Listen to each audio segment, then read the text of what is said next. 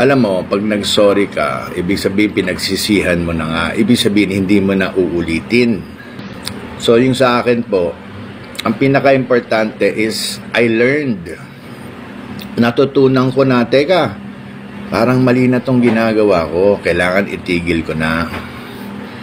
Bukod doon, kailangan ko humingi ng paumanhin doon sa mga nasaktan ko. Pag meron tayong ginawang mali, number one, kailangan matuto tayo sa atin mga pagkakamali. Anong ibig sabihin? Dapat hindi mo na ulitin to. Dahil natuto ka na, hindi mo na dapat gawin to ulit.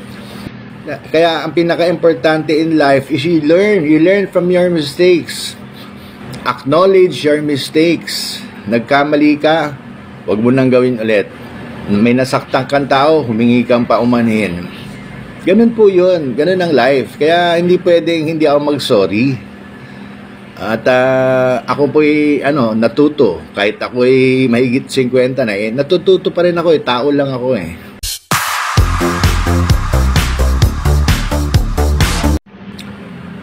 Good morning. At kumusta kayo dyan? Ito po'y nag-aalmusal ako. Pero bago ako sumubo,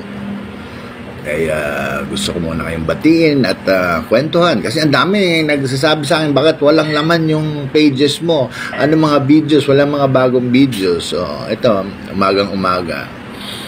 Natatawa ako kasi, di ba, nag-apologize na po ako sa show ni OG Diaz. Pinatawag niya ako at hindi ko naman tinanong kung bakit, pero malamang dahil sa mga pinagagawa kong mga revelations, mga kwento, ayan, sinagot ko naman. Sinagot ko isa-isa, wala pa akong tinago, nagpakatotoo ako. Sabi nga, transparency, ayan, transparency. Pero natutuwa ako dun sa mga comments. Sabi nung iba, nag-sorry ka pa, pero damage has been done. Yan ang masamang ugali ng atin mga Pilipino. Alam mo, pag nag-sorry ka, ibig sabihin pinagsisihan mo na nga. Ibig sabihin hindi mo na uulitin. Diba? Ano ba ang mas gusto nyo doon sa mga bashers, o doon sa mga pilosopo? Anong gusto nyo? Yung hindi mag-sorry, tapos sasabihin nyo, diba?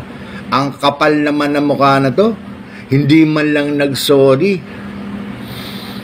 So, yung sa akin po, ang pinaka-importante is I learned. Natutunan ko na, teka, parang mali na tong ginagawa ko. Kailangan itigil ko na. Bukod doon, kailangan ko humingi ng paumanhin doon sa mga nasaktan ko. Kaya ako po ginawa yun. Kung mapapanood nyo, panoorin nyo kay OG Diaz. Ewan ko anong title ng show ni OG Diaz. Sa FB yun sa FB. Kaya mga Pilipino, yan ang isang ugali na dapat natin sanayin. Pag meron tayong ginawang mali, number one, kailangan matuto tayo sa atin mga pagkakamali. Anong ibig sabihin? Dapat hindi mo na ulitin to. Dahil natuto ka na, hindi mo na dapat gawin to ulit.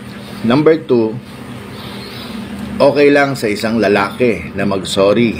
Yung ibang lalaki kasi, minsan, ang hirap lunukin ng pride. Parang ayaw lumabas yung pagsasorry. Masarap po ang pakiramdam pag nag-sorry ka kasi nasabi mo yung sa loobin mo na mali yung ginawa mo. Ang problema, pag nag-sorry ka, tapos labas sa ilong, yun, problema rin yun, yung sorry. Yung hindi mo naman minimin. Pero ako, I meant every sorry para dun sa mga nasaktan ko. Ang point ko ngayon, ang pangit naman kung hindi ako mag-sorry, di ba? Kaya ako nag-sorry kasi ang nakikita ko mga comments ngayon, nag-sorry ka pa, nasaktan mo na, nag-sorry ka pa, nagawa mo na. Exactly, kaya ka mag-sorry because nagkamali ka. Kaya ka mag-sorry kasi meron kang ginawa na hindi maganda. Kaya ang pinaka-importante in life is you learn from your mistakes. Acknowledge your mistakes. Nagkamali ka, huwag mo nang gawin ulit. May nasaktan kang tao, humingi kang paumanhin. Ganun po yun. Ganun ang life. Kaya hindi pwedeng hindi ako mag-sorry. At ako po'y natuto. Kahit ako'y mahigit 50 na, natututo pa rin ako. Tao lang ako eh. Every day in my life, I still learn. Kahit matanda na ako. A happy morning to all, and maging masaya po lagi. Dun sa mga nasaktan ko, again, I'm sorry po. Kahit nasaktan ko kayo, mahal ko kayo. Dun sa mga loyalists ko na all support sa akin, yung iba nga dyan, sabi, kwento pa, tama na po, nakakasakit na po tayo. Reminisce nyo na lang, nagkikwentuhan tayo dito na nag-enjoy kayo, nakikinig kayo sa mga kwento ko. Pero hanggang doon na lang po. Maraming salamat po at magandang umaga. See you later. Bye! Yes, good morning sa inyong lahat. At nakaka-miss na rin kayo. At kamusta kayo lahat dyan? Sana'y nasa mabuti kayong kalagayan. Ang daming balita sa news. Pero yun nga, kung napansin nyo ay halos isang linggo na po akong medyo tahimik. Hindi na po tayo nagkikwento. At umiiwas din tayo ngayon sa mga news kasi sabi ko nga kaya naman tayo kumalma nung isang linggo na at nananahimik sa mga kwento. Kasi sabi ko nga parang marami tayong nasasaktan sa ating mga kwento. Kaya nga sabi ko, teka, kalma muna tayo, wag muna tayo magpadala ng emosyon. Kasi siyempre nakakakonsensya din kung tayo ay nananakit ng mga inosenteng tao. Kaya ngayon umaga po, tayo po ay bumabati sa inyo at nagsasabi din na kung meron pong mga lumalabas na mga kasi nabasa ko kanina na naman, unang basa ko wala daw akong tigil sa pagkwento. Alam mo niyo naman, isang linggo na ako ng tahimik. Isang linggo na po tayong hindi na po nagkikwento at na-explain ko nga ito kung bakit. Pero ganun pa man, explain ko ulit na tayo po ay nananahimik ng isang linggo na. Ayaw na natin magkwento sapagkat yun nga ay mukhang nakakasakit tayo ng ibang damdamin na hindi ko gusto na nananakit ng damdamin ng kapwa. Kaya again hindi po totoo yung mga lumalabas na chismis na tayo po ay tuloy-tuloy pa rin daw nagkikwento.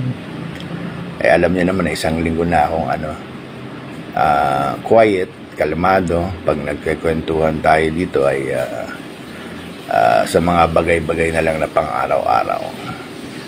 Hindi ko na po hinuhugot yung mga nakaraan. Katulad ng mga huling linggo na tayo po ay nagkikwento ng mga masasama na loob, mga lumang kwento ng hinanakit. Kaya yun lang, pinapaalala ko lang po sa inyo, baka madala kayo sa mga pagbibintang ngayon na sinasabi ay hindi pa daw ako tumitigil na pagkwento. Isang linggo na hindi naman tayo makapagsisinungaling. Isang linggo na po tayong humingi sa inyo ng dispensa dahil tayo po ay kalmado at wala na po tayong kwento. Isang linggo na. Pero hindi naman ibig sabihin hindi na tayo pwede kamustahan. At yun nga ang ginagawa ko itong huling isang linggo ay kinukumusta ko na lang kayo sa bawat lugar niya sa Pilipinas. Kaya I'll see you soon at good morning sa inyong lahat. At have a nice weekend. It's a Friday. Yes, it's a Friday. Have a nice weekend po sa inyong lahat. Thank you. Bye-bye.